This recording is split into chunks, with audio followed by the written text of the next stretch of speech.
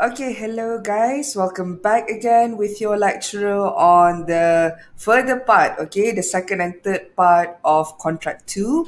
Okay, in this part we are going to look at discharge of contract and also what we call as remedies to a contract. So first one, we look at discharge of contract. What is discharge of contract? So a discharge of contract refers to the situation where the contract has come to an end. Okay, so here we are looking at the end of the contract. How do we end a contract? So in this regard, the contract can be ended, okay, in several ways. The first one is discharged by performance, okay. Second one, discharged by breach, and the third one, discharged by frustration.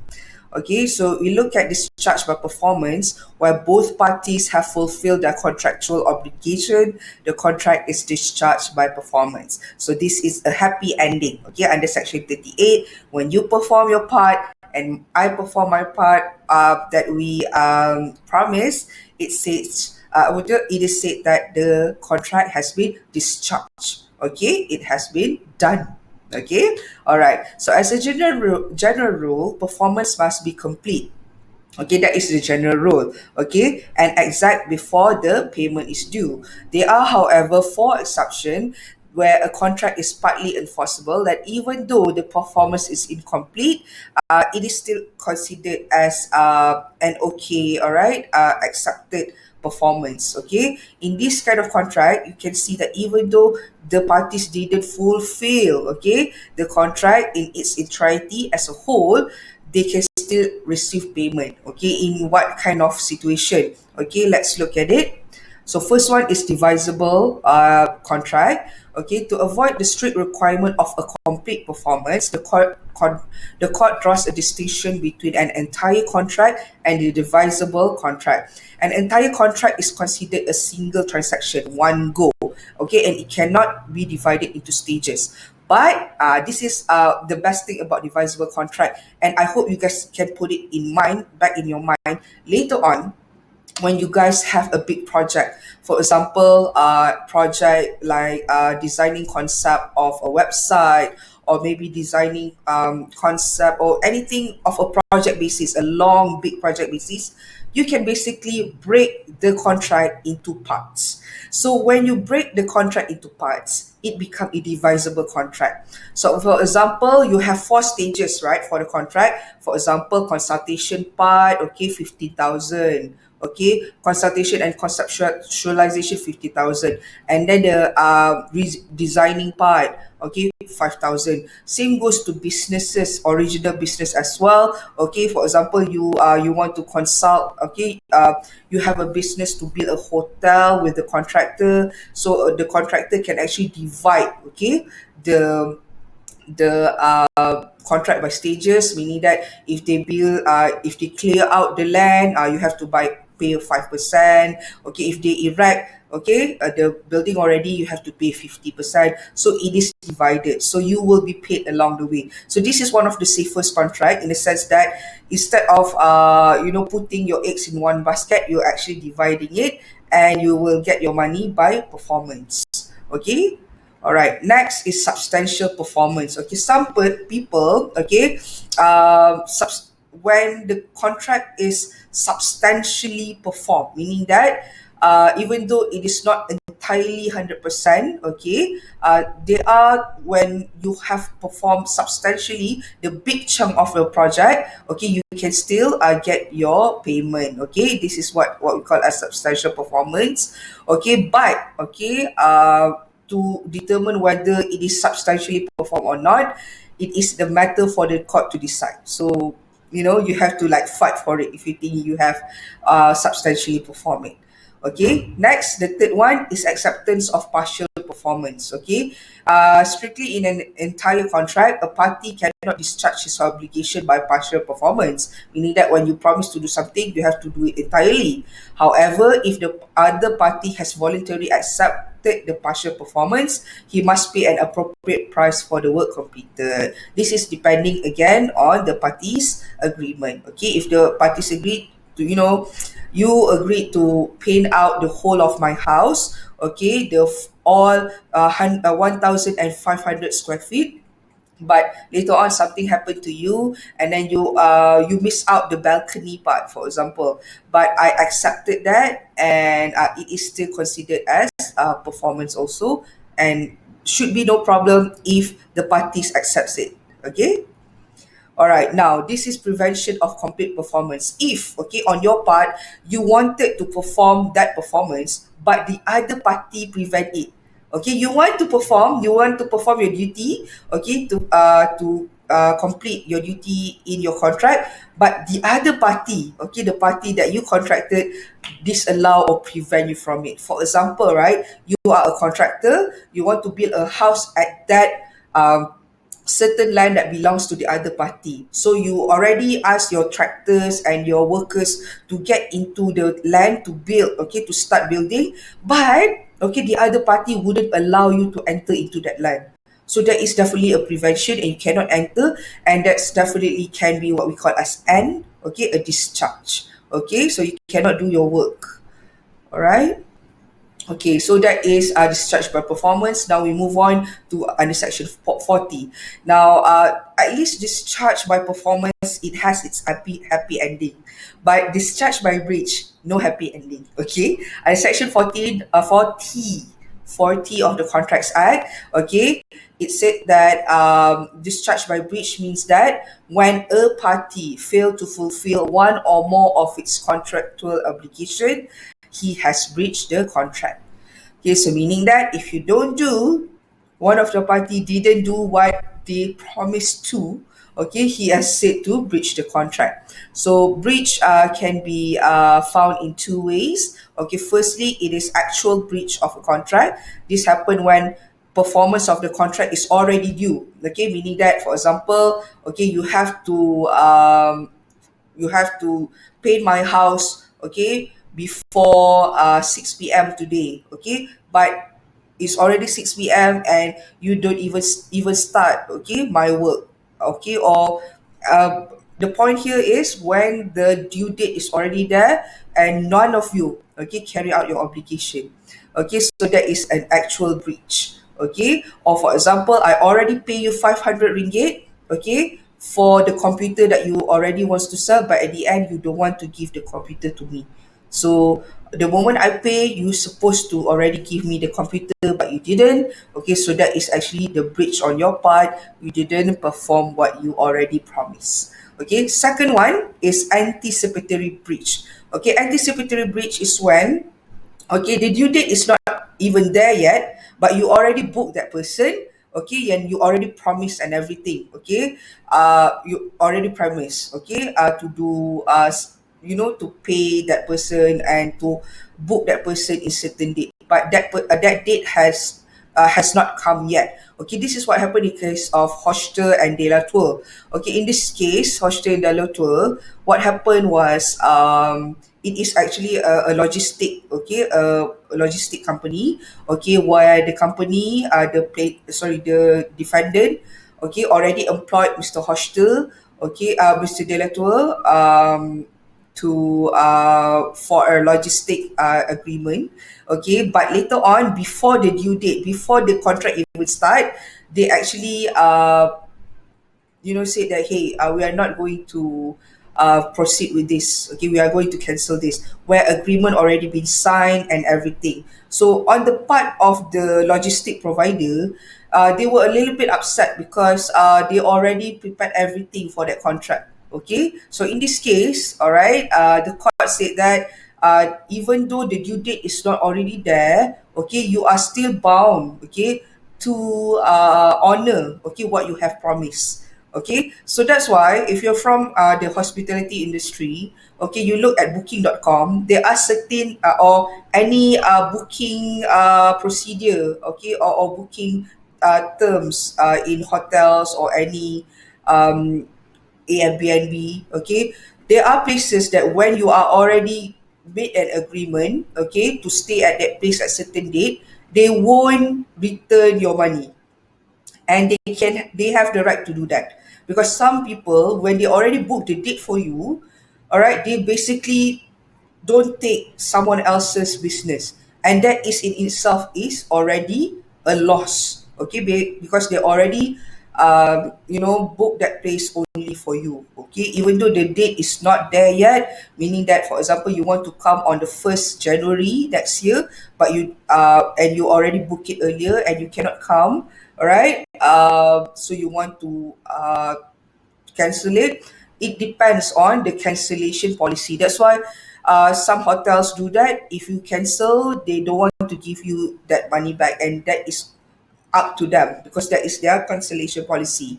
Okay, same goes to there's so many cases. Okay, when your friend came to you and say, hey, let's do a project together. Okay, maybe we can sell some, maybe hot dog by the roadside. Okay, make it. Okay, I'll pay you maybe 500 ringgit to prepare for me 500 hot dogs. I don't know. And then you already, for next week, okay? Before next week, you already buy all the things for the hot dogs. And then at the end of the day, before the week came or before the due date, your friend say, you know what, I don't think I'm going to order that hot dog from you. Okay, with all the consideration and agreement that you already made. Okay, your friend, really bail out last minute. So it is upon you. Okay, you can do, definitely can sue that person, especially for anticipatory breach, unless the terms in your contract stated otherwise. Okay, all right. Now, this is very unique and very relevant, especially to today's situation. Discharge by frustration. Okay, under Section 57 of Contract Acts, it doesn't use the term of frustration, but in essence, the section provides for the discharge, okay, by frustration. What is frustration? Okay, it is where an event outside the control. Okay, you did not do it, I did not cause it, okay, of either party, such that it is impossible or it could be made illegal to perform the contract. It is said to be discharged by frustration. Okay. Homework, please read the case of Tyler and Caldwell, okay, and we can discuss it. All right. And remember, a frustrating event must not occur, okay, by fault of either party. Again, all right, it is not your fault, it's not my fault, but it is things that is outside of our control. And this is what happened in case of Sakiro Lu against Nobly Tor. So you have to read these two cases to understand frustration. So basically, the basic understanding of frustration is you really want to perform, okay, this contract, your contractual duty, but it is impossible. So the best situation that we have right now is the situation of COVID-19 and the quarantine and the control movement order that we have. Okay, so what happened was, for some businesses, okay, actually has to be stopped because of the government's requirement. Okay, the government's required for it to be that way for us to contain, okay, the infection, okay, of COVID-19. So you can see that, okay, it affected business so much. Okay, is that the fault of either party? The answer is no. So the party can say that the contract has been discharged because they cannot do anything. Okay, the contract has been ended by frustration. Okay, so for example, you are in the business, for example, of painting your friend's house. Okay, you take a contract to maybe draw a mural, okay, in Perak, okay, last 2 months, okay, and that mural have to be completed in maybe 1 week. Okay, so you say, all right, just a simple mural, I can do this, no problem. But the problem is the moment, okay, the moment you want to perform that duty, all right, your obligation, suddenly, okay, the CMO, okay, come into action from 18 March. Okay, so you cannot perform, okay, that duty as promised. So and the other party also cannot force you from KL to Perak, okay, to do the mural, because it is basically illegal for you to move, okay, to that place. Okay, basically interstate and also inter-district, interstate and district, okay, moving around, you can is prohibited under COVID-19 back then under the CMO. So that is, the contract can be said as frustrated. Okay, so this is one of the best situation Okay, that if it happens to you, you have an exit. Okay, you have a solution.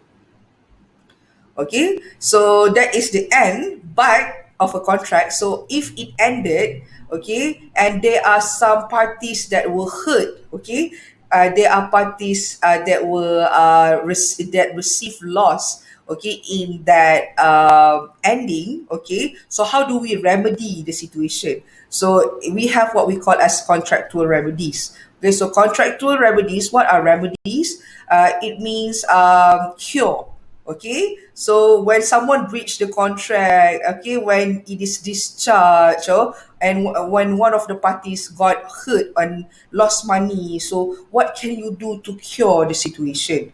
Okay, so there are four main remedies that we are going to look at: rescission, damages, specific performance, injunction. Oh, sorry, that's five: rescission, damages, specific performance, injunction, and restitution. Now let's look at what is the difference between all these five. Sorry, it's five. Five remedies. First is rescission.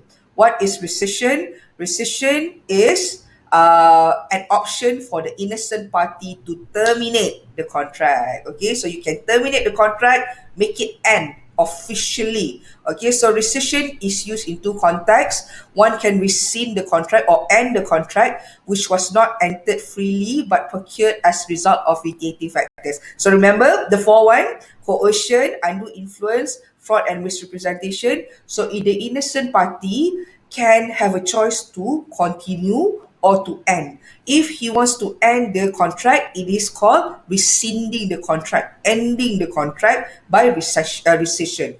Okay, so this kind of rescission is called rescission ab initio, meaning that it is terminated or cancelled and the effect goes to the very beginning. It is as if it never happens. Okay, one can rescind the contract where the other party is in breach also. In other words, where an innocent party can cancel, innocent party can cancel the contract if the other party refuses or disable himself from performing the contractual duty. All right, this is called rescission for breach. Okay, you can end the contract if the other party refuse, okay, to perform his duty. Okay, an innocent party who is entitled to the rescission also has the option of affirming, or meaning not to rescind, meaning that going ahead, okay, the contract. This is usually in the case of vitiating factors. Okay, the innocent party can proceed or not. Okay, so it is his choice. Okay, the number two, okay, what we call the cure or remedy is my favorite remedy. My favorite remedy is called damages. Okay, damages here is not referring to the damage that you have received, but damages here referring to compensation. Okay, or to be exact, monetary compensation. Okay, so the purpose of damages is not to punish the defaulting parties, but it is to restore the innocent party to the financial position he would have been if the contract has been performed. So we don't want to punish the other party, but we want to make sure that the innocent party, okay, is not at loss. Okay, so we give the person money or damages to compensate just that. Okay, so I think you already found few weird terms in contract. The first one is consideration in part one. So consideration is not the normal consideration. Same goes here. Damages is not the normal meaning of damage that we understand. Okay. All right. So an innocent party can only claim, all right, recovery for these two loss. Okay, losses that arises naturally as a normal consequences, and losses that parties knew are likely to result from the breach. So you cannot ask for too much. Okay, for damages, you have to ask for damages that is naturally arises if the other party breaches and likely to result from that breach. Okay, this is why we have the case of Hadley and Baxendale. All right, I hope you can read this case. Okay, so we can discuss it together. Okay, before I give you tutorial question. Yes. All right. All right. Okay, next we have the next cure or the next remedy that we have is specific performance. Now, specific performance is not about money.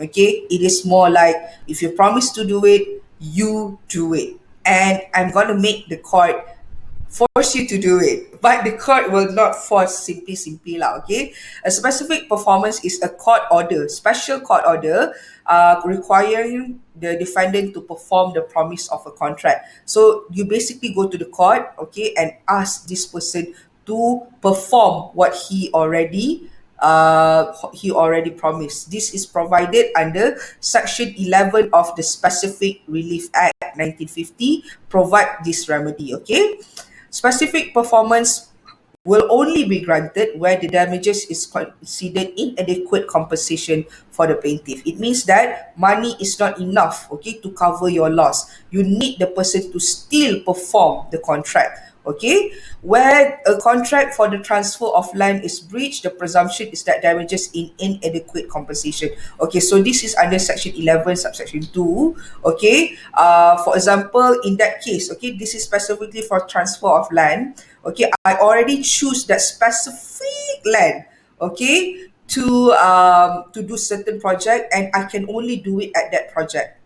Sorry, at that land. So, and when the other party refuse to sell, I can actually ask the court to force this person, okay, to give the land to me because it is already agreed, it's already promised under, and I can ask it by virtue of what we call as specific performance. Okay. All right. Unless the defendant can rebut this presumption, the court will grant specific performance. So, you have to show to the court, okay, that this sorry, the plaintiff need to show to the court that money is not enough, and you still need, okay, the other party to perform. And as a defendant, you can rebut that, but it's a bit hard lah. Okay, you have to show otherwise to the court. All right, the next remedy or the cure that we are going to look at is injunction. Injunction is a court order forbidding or commanding the defendant to do a certain act. Okay, so it's a little bit like specific. Sorry, again, it's a little bit like specific performance, but injunction can also include forbidding someone to do something. Okay, all right. So here, again, like specific performance, the court will only grant injunction if the damages is considered inadequate compensation, meaning that money is not enough. We need to compel or to stop someone to do something. For example, and this can be found under Section 50 to Section 55 of the Specific Relief Act 1950. Okay, all right. So there are a few types of injunction. Okay, prohibitory injunction, mandatory injunction, and if you go further, you can find mariva injunction. That's a lot. Okay, but I'm just going to tell you in um, just generally that injunction is a special order from the court that a plaintiff asks for someone to stop, okay, or to command someone to do something. Okay, usually, for example, in a complicated contract, right, in within that contract, you guys have agreed on certain terms, okay, and there is all usually maybe a special trade secret or copyrights or things that the other party should not share to other party. So what happened, maybe the other party shared, okay, the confidential information to the other party, while in that contract it says you cannot do so. Basically, I think currently Kim Kardashian is basically facing this problem. Okay, I'll share with you guys the link in my Instagram later on. Basically, Kim Kardashian is having the same problem because she has a certain confidential information. So and she wants to work with other company other than what the agreement that she already have with this one company, the other company. So what happened was the first company would like to have an injunction or to stop her from sharing any information okay, or any confidential information that they gain in their previous agreement. So, these kind of things are very complicated, especially in the commercial world, because there are so many things that can affect, the commercial value of things, okay, or eventually the business side of things. So, those are the things that we need to take, and eventually some of you will encounter this in the future. Okay, but just know that there are remedies, there are cure that you can use, okay, against anyone who breach that promise. Okay, lastly, we have restitution. Restitution is where a contract is discovered to be void. Now remember, there is effect, there's two things, okay, there's two things that will make the contract void. Is firstly mistake by facts, secondly illegality. So where a contract is discovered to be void, or when the contract becomes void, any person who has received any advantage under the transaction must restore it or make compensation for it. Okay. Remember also, a contract can be void. For example, if the parties if the parties does not have the capacity, if the parties also if the agreement is not certain, this all falls back to our contract one discussion. So any contract that is void, you can put the parties back into the original position, okay, under section 66 under restitution. For example, okay, um you are an underage girl, okay, you sign a contract to sell a land, okay, whereas under capacity, okay, you cannot enter, so that contract is void. So even though the sale have been taken place, you can basically take back and cancel the contract, and the thing will be put back and given back to you. Okay, so in short, restitution required a party to return the other benefit he received under transaction. Okay, because the contract is already void. Okay, so you need to put, okay, the parties in their original position. Okay, so basically that's the end of contract discussion. Okay, just to reiterate or to recap, the first part we learned how to form a contract, a valid contract, the definition. Okay, and even and you have to have all the six elements. If you don't have any of the six elements, it will be void. Okay, all right, it would not be a valid contract. Okay, then we also learn on the second part. Okay, on the second part we learn that is, okay, what we call as vitiating factors. Vitiating factors is factors that affect your consent, free consent, because nobody in this world should be forced into entering into a contract. Okay, and also we can look at the capacity. All right, when we learn about capacity, everyone needs to enter into a contract with his free consent. So definitely, vitiating factors is anything that affects free consent.